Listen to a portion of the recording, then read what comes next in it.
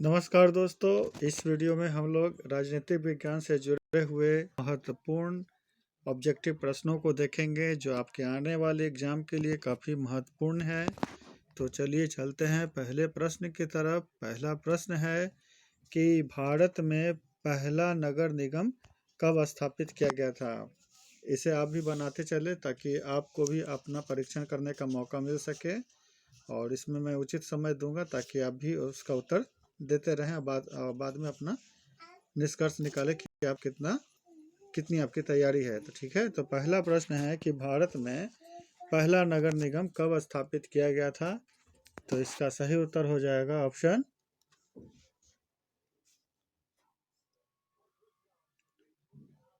ए 1687। ऐसे हालांकि इसकी स्थापना 1688 ईस्वी में हुई थी, चूँकि यहाँ वो ऑप्शन 1687 दिया हुआ है, इसलिए इसका उत्तर 1687 ईस्वी हो जाएगी। चेन्नई भारत का सबसे पुराना नगर निगम है और यह 1688 ईस्वी में स्थापित हुआ था। और यह नगर निगम जो है सिर्फ भारत में ही नहीं बल्कि ब्रिटेन के बाहर किसी भी राष्ट्रमंडल देश में सबसे पहला नगर निगम था। अगला प्रश्न है कि भारत के प्रथम उपराष्ट्रपति कौन थे। भारत के प्रथम उपराष्ट्रपति कौन थे। तो इसका सही उत्तर होगा ऑप्शन डी, सरदार वल्लभ भाई पटेल। सरदार वल्लभ भाई पटेल देश के पहले उप प्रधानमंत्री थे। अगला प्रश्न है कि भारत में सबसे पहले किस राज्य में त्रिस्तरीय व्यवस्था पंचायती राज व्यवस्था लागू किया गया था।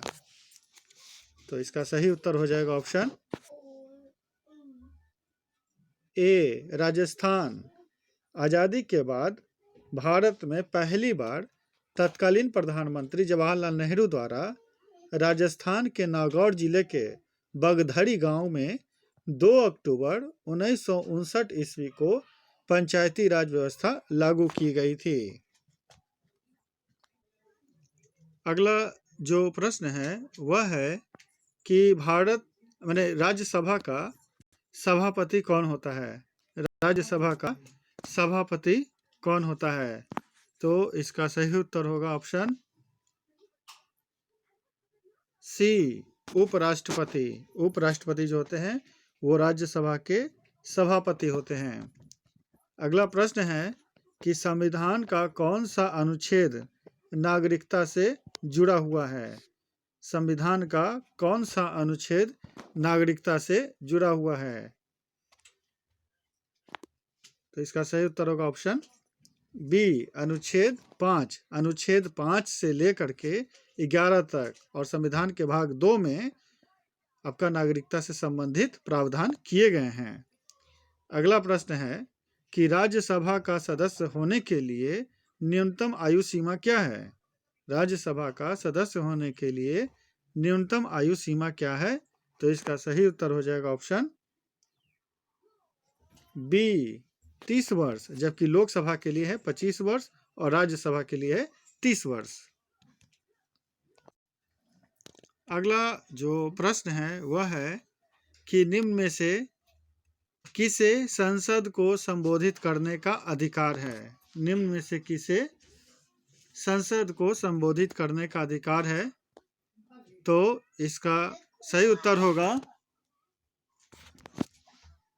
ऑप्शन डी, इनमें से कोई नहीं। निम्न में से किसे संसद को संबोधित करने का अधिकार है तो वह है राष्ट्रपति। संसद जो होता है वह द्विसदनीय व्यवस्था है। भारतीय संसद में राष्ट्रपति और 2 सदन होते हैं। एक है लोकसभा जो लोगों का सदन होता है, एक राज्यसभा होता है जो राज्यों का परिषद होता है। राष्ट्रपति के पास संसद के दोनों सदनों में किसी भी सदन को बुलाने, उसको स्थगित करने या लोकसभा को भंग करने की शक्ति राष्ट्रपति में ही निहित होती है। अगला प्रश्न है अनुच्छेद 371 ए किस राज्य से संबंधित है। अनुच्छेद 371 ए किस राज्य से संबंधित है। तो इसका सही उत्तर हो जाएगा ऑप्शन सी, नागालैंड। अनुच्छेद 371 ए नागालैंड से जुड़ा हुआ है। अगला प्रश्न है कि किसकी सलाह पर विधान परिषद को समाप्त किया जा सकता है? किसकी सलाह पर विधान परिषद को समाप्त किया जा सकता है? तो इसका सही उत्तर होगा ऑप्शन ए, विधानसभा। विधानसभा के सलाह पर विधान परिषद को समाप्त किया जा सकता है। अगला जो प्रश्न है वह है कि एक कार्यकाल में किस प्रधानमंत्री की कार्य अवधि सबसे कम रही? एक कार्यकाल में किस प्रधानमंत्री की कार्य अवधि सबसे कम रही? तो इसका सही उत्तर होगा ऑप्शन बी, चौधरी चरण सिंह। चौधरी चरण सिंह का कार्यकाल सबसे कम रहा था। अगला प्रश्न है, धन विधेयक प्रस्तुत किया जा सकता है केवल कहाँ? लोकसभा में, राज्यसभा में, दोनों में, या इनमें से कोई नहीं? तो इसका सही उत्तर होगा ऑप्शन बी, लोकसभा में। धन विधेयक लोकसभा में पेश किए जाते हैं। अगला प्रश्न है, किस संस्था के पास संविधान संशोधन की व्याख्या करने का अधिकार है? किस संस्था के पास संविधान की व्याख्या करने का अधिकार है? तो इसका सही उत्तर होगा ऑप्शन डी, सर्वोच्च न्यायालय। सर्वोच्च न्यायालय के पास संविधान की व्याख्या करने का अधिकार है। अगला जो प्रश्न है वह है कि पंचायती राज शामिल है। आपको बताना है कि पंचायती राज किस सूची का विषय है? केंद्र सूची का, राज्य सूची का, समवर्ती सूची का, या इनमें से किसी का नहीं? तो इसका सही उत्तर होगा ऑप्शन बी, राज्य सूची का। पंचायती राज जो है विषय राज्य सूची में के अंतर्गत आता है और 73वें संविधान संशोधन के तहत 1992 ईस्वी में इसे भाग 9 में जोड़ा गया था। अगला प्रश्न है कि राज्यसभा धन विधेयक को कितने दिनों तक रोक सकती है? राज्यसभा धन विधेयक को कितने दिनों तक रोक सकती है? तो इसका सही उत्तर होगा ऑप्शन बी, 14 दिनों तक। 14 दिन से ज़्यादा दिन तक नहीं छोड़ा जा सकता है। यदि उसको रोक लिया जाता है तो उस विधेयक को स्वीकृत माना जाता है। अगला जो प्रश्न है वह है कि निम्न में से कौन सी समिति राजनीति के अपराधीकरण के अध्ययन के लिए गठित की गई थी? निम्न में से कौन सी समिति राजनीति के अपराधीकरण के अध्ययन के लिए गठित की गई थी? तो इसका सही उत्तर होगा ऑप्शन बी, बोहरा समिति। बोहरा समिति का गठन राजनीति में अपराधीकरण को रोकने के लिए किया गया था। अगला जो प्रश्न है कि चुनाव के लिए आदर्श आचार संहिता कौन जारी कर सकता है?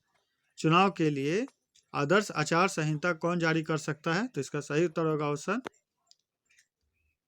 सी, चुनाव आयोग। चुनाव आयोग ही आदर्श आचार संहिता जारी करते हैं। अगला जो प्रश्न है वह है कि भारत की संसद में शामिल है। तो भारत की संसद का निर्माण किन को मिलाकर के किया गया है? तो इसका सही उत्तर होगा ऑप्शन डी, लोकसभा, राज्यसभा और राष्ट्रपति। इन तीनों को मिलाकर के भारत की संसद का निर्माण किया गया है। अगला जो प्रश्न है कि राज्य सरकार का कानूनी सलाहकार कौन होता है?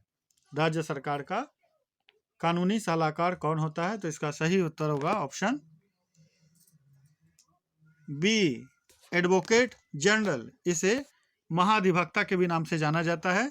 एडवोकेट जनरल राज्य के सर्वोच्च विधि अधिकारी होते हैं। अगला जो प्रश्न है वह है कि शून्यकाल संबंधित है। शून्यकाल संबंधित है तो इसका सही उत्तर हो जाएगा ऑप्शन ए, संसद से। शून्यकाल संसद से जुड़ा हुआ है। अगला जो प्रश्न है वह है कि किस संविधान संशोधन के द्वारा संविधान में मौलिक कर्तव्य जोड़ा गया? किस संविधान संशोधन के द्वारा संविधान में मौलिक कर्तव्य जोड़ा गया? इसका सही उत्तर हो जाएगा ऑप्शन ए, 42वां संविधान संशोधन द्वारा मौलिक कर्तव्य को संविधान में जोड़ा गया था। अगला जो प्रश्न है कि एक वर्ष में संसद में कितने सत्र होते हैं? एक वर्ष में संसद में कितने सत्र होते हैं? इसका सही उत्तर होगा ऑप्शन सी, 3। सामान्यतः प्रति वर्ष संसद के 3 सत्र या अधिवेशन होते हैं। पहला होता है बजट अधिवेशन जो फरवरी से मई तक चलता है। दूसरा होता है मानसून अधिवेशन जो जुलाई से अगस्त तक चलता है। और तीसरा जो होता है वह शीतकालीन सत्र होता है जो नवंबर से दिसंबर तक चलता है। अगला जो प्रश्न है वह है कि निम्न में से कौन भारत का सबसे पुराना उच्च न्यायालय है? भारत का सबसे पुराना उच्च न्यायालय कौन सा है? तो इसका सही उत्तर हो जाएगा ऑप्शन डी, कलकत्ता उच्च न्यायालय। भारत में सबसे पुराना उच्च न्यायालय कलकत्ता उच्च न्यायालय है जिसकी स्थापना 1 जुलाई 1862 ईस्वी को की गई थी। अगला जो प्रश्न है वह है कि भाषा के आधार पर गठित होने वाला पहला राज्य कौन सा था? भाषा के आधार पर गठित होने वाला पहला राज्य कौन सा था? इसका सही उत्तर होगा ऑप्शन ए, आंध्र प्रदेश। 1 अक्टूबर 1953 ईस्वी को तेलुगु भाषी लोगों के लिए आंध्र प्रदेश राज्य का गठन किया गया था और इस प्रकार आंध्र प्रदेश भाषा के आधार पर गठित होने वाला पहला राज्य था। अगला प्रश्न है कि राष्ट्रीय मानवाधिकार आयोग की स्थापना किस वर्ष हुई थी? राष्ट्रीय मानवाधिकार आयोग की स्थापना किस वर्ष हुई थी? तो इसका सही उत्तर हो जाएगा ऑप्शन बी, 1993 ईस्वी में। भारत का राष्ट्रीय मानवाधिकार आयोग एक स्वायत्त विधिक संस्था है और इसकी स्थापना 12 अक्टूबर 1993 ईस्वी को हुई थी। अगला जो प्रश्न है भारत में मतदान की आयु क्या है? मतलब मतदाता जो होते हैं वो मतदान कितने वर्ष की आयु प्राप्त कर लेने के बाद करते हैं? तो इसका सही उत्तर हो जाएगा ऑप्शन